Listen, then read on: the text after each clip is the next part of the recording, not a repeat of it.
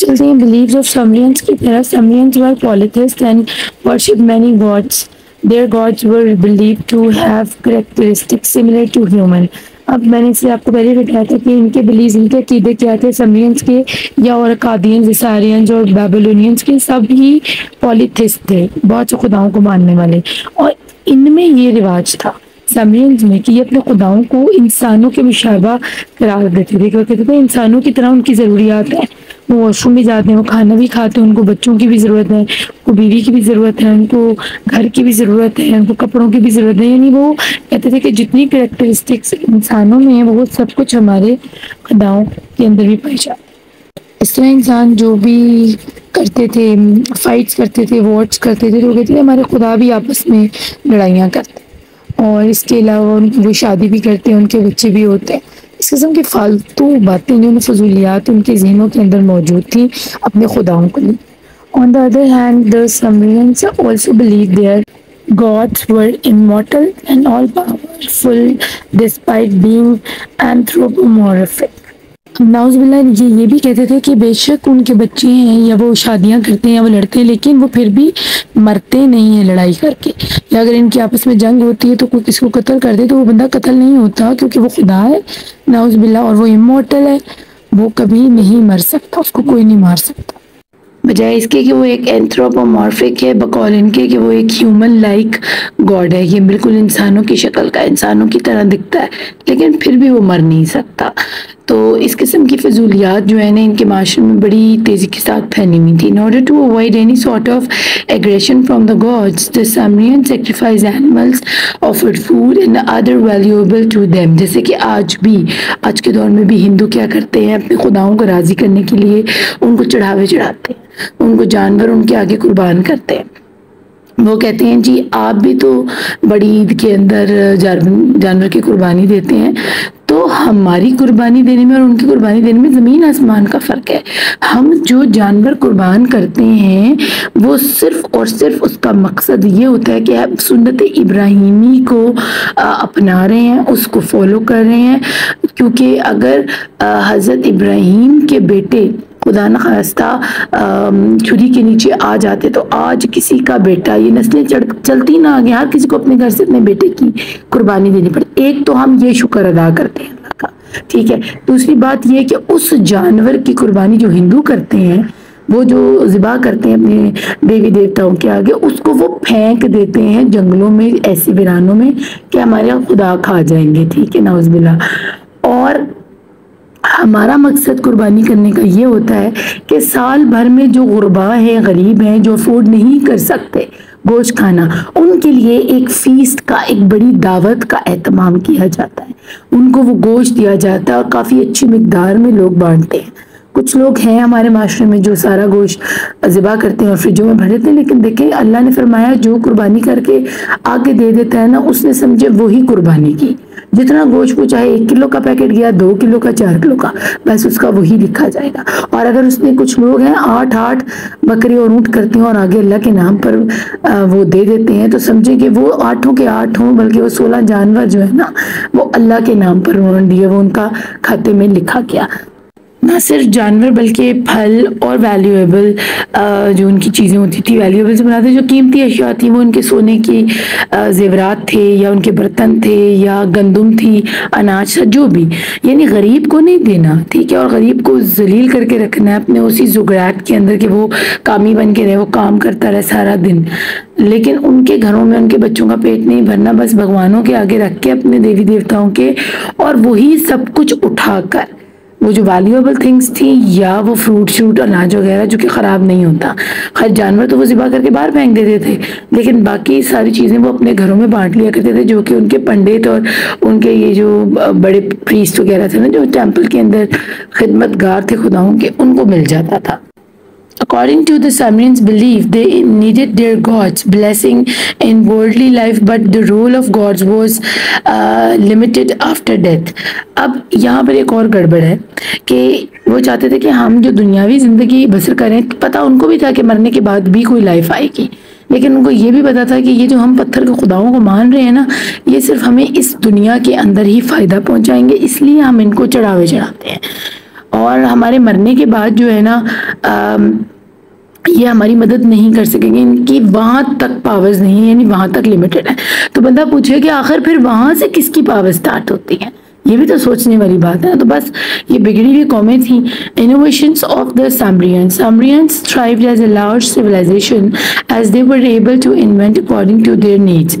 अब वो क्यों बढ़े चढ़े, उनकी क्यों इतनी ज़्यादा जो है खुशहाल कौम हुए, वो क्यों थ्राइव किया उन्होंने, क्यों इतनी ग्रोथ हुई, इतनी पॉपुलेशन क्यों इंक्रीज हुई, क्योंकि उनको ये हुनर आ गया था कि जब उनको किसी चीज़ की ज़रूरत पड़ती थी अपनी ज़िंदगी में, जैसे बाल हैं उनके बाल उलझे हुए, उनको ज़रूरत पड़ी है कि एक कंघा होना चाहिए जिससे हमारे बाल समझ जाए, हमें पहनने के लिए रोज़ एक लिबास के अलावा भी लिबास होने चाहिए जो हम ज़ेब-ए-तन करें, एक जूती के अलावा भी जूतियाँ होनी चाहिए, हमें अपना सामान उठाने के लिए या पानी भरने के लिए या घर में बर्तनों के इस्तेमाल के लिए या खाने के लिए, हर चीज़ जो उनकी ज़रूरत थी ना उसके लिए उन्होंने चीज़ें ईजाद करनी शुरू कर दी हुई थी। वो समझ गए हुए थे कि हमने अपनी नीड्स को पूरा किस तरह करना है।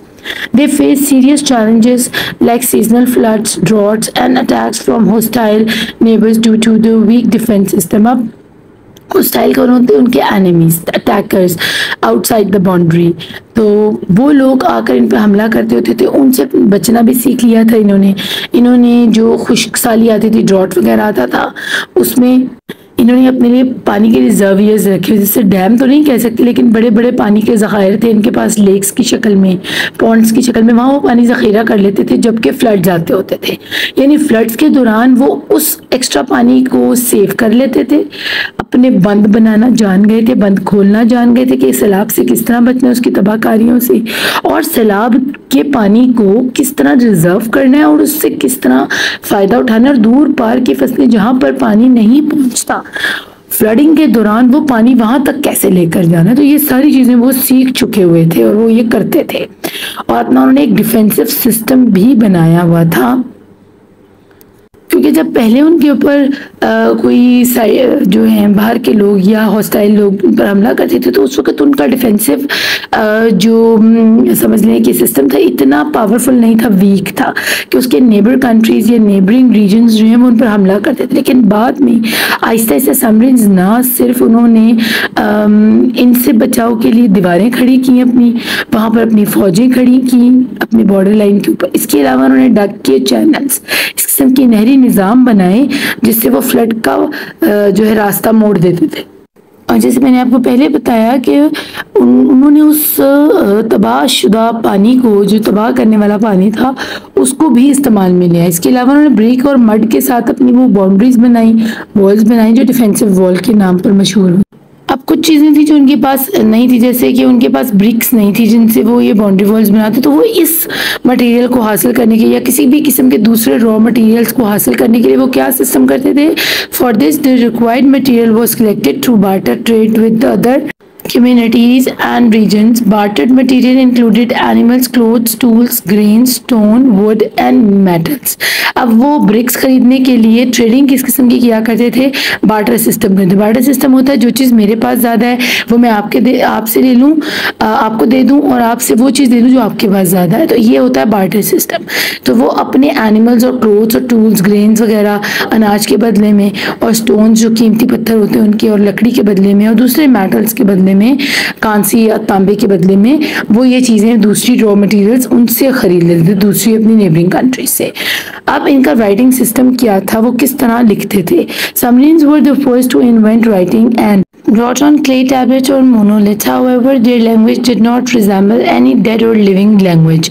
अब यहाँ पर आपको नज़र आ रहा है तस्वीर के अंदर कि एक आदमी जो है वो एक स्टोन की तस्वीर उतार रहा है, उसके ऊपर कुछ राइटिंग्स लिखी हुई हैं। इसके अलावा ये टैबलेट आपको नज़र आ रहा है मिट्टी का, क्ले का बना, जिस पर कुछ शक्लें आपको नज़र आ रही हैं एक तरतीब से बनी हुई, ये भी इनकी राइटिंग्स। तो इनको कहते हैं टैबलेट्स, एंशिएंट स्क्रिप्ट्स जो होते हैं, ठीक है। और वो जो स्टोन है ना उसको मोनोलिथ बुलाते हैं, और मोनोलिथ के ऊपर किसी किस्म की जानदार की चीज़ नहीं, शक्ल नहीं बनी होती, वो अजीब सी राइटिंग होती है जिसको समझना बहुत मुश्किल होता है। तो ना उसके ऊपर कोई डेड या लिविंग ऑर्गेनिज्म की तस्वीर होती है उस मोनोलिथ के ऊपर। तो ये स्टोन होता है, किसी मेटल का बना भी हो सकता है, इग्नियस रॉक का भी बना हो सकता है। तो ये दो चीज़ें, एक टैबलेट है, एक मोनोलिथ है। The script design for the Sumerian language was cuneiform. अब क्यूनिफॉर्म जो था ना, ये इनकी लैंग्वेज का, जैसे हमारी लैंग्वेज उर्दू है, अंग्रेज़ों की इंग्लिश है, हिंदुओं की संस्कृत है या हिंदी है, इस तरह इनकी लैंग्वेज को क्यूनिफॉर्म कहा जाता था। Cuneiform is composed of cunically shaped symbols. The famous ancient poems, the Epic of Gilgamesh, was written in the Sumerian cuneiform script. It was translated in 1872 CE by George Smith. और इनकी इस language को for the first time 1872 में inscribe किया गया।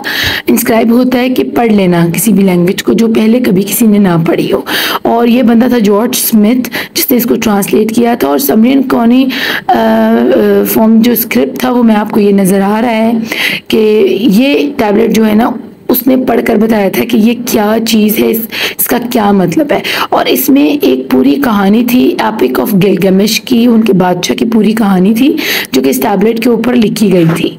अब information prompt पढ़ लेते हैं हम लोग। एपिक ऑफ गिलगमेश, एपिक होता है बहुत लॉन्ग पोएम जो किसी की तारीफ, किसी की जिस तरह ना हम तो सुना करते हैं अपने रब की, तो ये अपने जो है ना सुपर पावर हीरोज़ की इस तरह तारीफ़ें किया करते थे हमद की शक्ल में या नज़म की शक्ल में।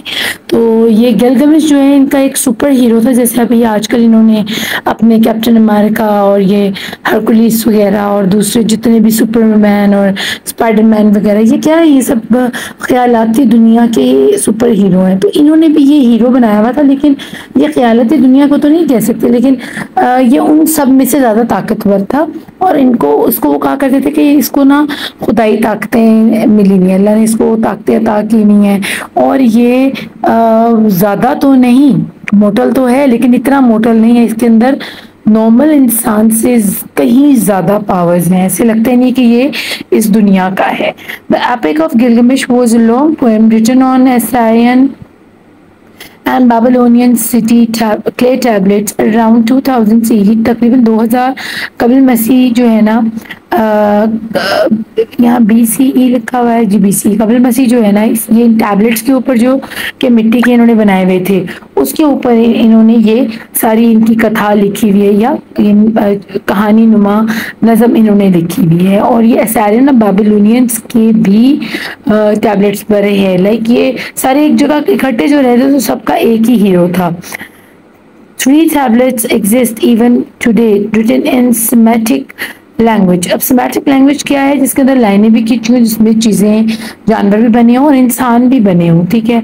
तो इन टैबलेट्स में से 3 अभी भी इस दौर में मौजूद हैं, जहाँ से हमें इनका पता चला, जिसको कि जॉर्ज स्मिथ ने जो है इंस्क्राइब किया था, उसको पढ़कर बताया था। तो these tablets were मिले हैं तकरीबन found half a millennium later in the ruins of Hittite and Ashur the old Assyrians capital. ये दारुल खिलाफत थे असारियन के। असारियन कौन थे? अगेन वही छोटी सिविलाइजेशन जो 4 सिविलाइजेशन ने मिलकर एक मेसोपोटामियन सिविलाइजेशन को जन्म दिया था या उसका एक नाम पैदा किया था, यानी चारों मर्ज होकर एक बड़ी रियासत की शक्ल में जो कि मेसोपोटामियन है उसकी तहजीब की शक्ल में उभरी थी।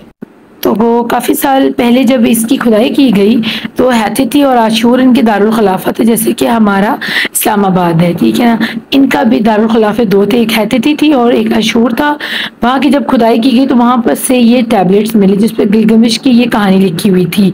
और उसमें बताया गया था कि ये बड़ा अट्रैक्टिव, बड़ा खूबसूरत नौजवान था, एथलेटिक था, बड़ा जोशीला और भाग दौड़ करने वाला और रेसें करने वाला और तेज़ी से कहीं भी पहुँच जाने वाला और बड़ा खूबसूरत कड़ियल जवान था। और इसको वो सेमी डिवाइन बुलवाते थे, यानी सेमी डिवाइन वो लोग होते हैं जो खुदाई सलाहियतें रखते हैं। तो कहते थे ये खुदा तो नहीं है लेकिन खुदाई सलाहियतें रखता था। The poem is about the series of adventure and events that took place in his life। हम उन तमाम तीनों टैबलेट्स जो हमें मिले हैं हैथिती और आशूर में से, इनके दारुल खिलाफा में से, उसमें इनकी वो कहानियाँ लिखी गई थी इस गिलगामेश की, जो इसने बहादुरी के जौहर दिखाए थे। शेर को मार गिराना, जिन्नात से लड़ लेना, अकेले जंग कर लेना, इस किस्म की बातें थी उसके अंदर। और सीरीज ऑफ एडवेंचर था, एक एडवेंचर नहीं कई एडवेंचर। और एडवेंचर्स मन घड़त भी हो सकते हैं, लोगों को ऐसी लोग कहानियाँ लोग बनाते हैं, तो ये उसी टाइप की कहानियाँ थी जो कि आपके सोच से बाला तरे कि क्या एक इंसान ये सब कर सकता है। The epic of ancient times tells us that the people of Mesopotamia were learned and they used to write poems and stories। जैसे कि अब हम कहानियाँ लिखते हैं और नज़में लिखते हैं, बेशक वो ख्याली होती हैं, कहानियाँ भी ख्याली होती हैं, हकीकत में उनका कोई लेना देना नहीं होता। तो इन्होंने भी ये कहानियाँ बनाई हुई थी, तो यहाँ से हमें पता चलता है कि ये लोग भी कहानियों के कितने शौकीन थे। अभी तक ये बात साबित नहीं हुई कि आया कि ये गिलगामेश वाकई ही उनमें एग्जिस्ट करता था, या ये सिर्फ एक उन्होंने देवमलाई कहानी बनाई हुई थी उसके नाम की कि इस तरह का एक बंदा है। जैसे कि अभी स्पाइडरमैन नहीं है, लेकिन इन्होंने एक कहानी बनाई है, बच्चों के जहन में ये है, जब तक कि वो अडल्ट नहीं हो जाते, बड़े नहीं होते, उनको पता नहीं चल जाता कि सुपरमैन और स्पाइडरमैन जैसी कोई चीज़ नहीं है।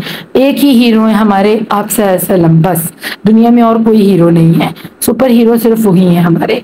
और यहाँ से हमें पता चलेगा कि गिलगामेश जो है ना, उसने वर्ल्ड का फर्स्ट सुपर हीरो का अवार्ड हासिल किया अकॉर्डिंग टू मेसोपोटामियन सिविलाइजेशन या पीपल। हम लोगों के लिए नहीं, क्योंकि हमारे लिए मैंने आपको बताया है आप सल्लम की ज़ात से ना पहले कोई ना बाद में, हमें उनके अलावा कोई सुपर हीरो नज़र नहीं आता। तो बच्चों ये था हमारा समनियंस वैली सिविलाइजेशन का कंप्लीट टॉपिक, और उम्मीद है आपको इसकी अच्छे से समझ आई होगी, आपको मज़ा आया होगा इसका सुनने में। इंशाल्लाह फर्दर जितनी भी हैं हम जैसे जैसे हमारी क्लासेस कमेंट्स होने वाली हैं आफ्टर 16 अगस्त, तो इंशाल्लाह हम कंप्लीट कर चुके होंगे अपना at least first chapter of history and geography. अपना खूब ख्याल रखिएगा। Thank you for watching. अल्लाह ने के बाद।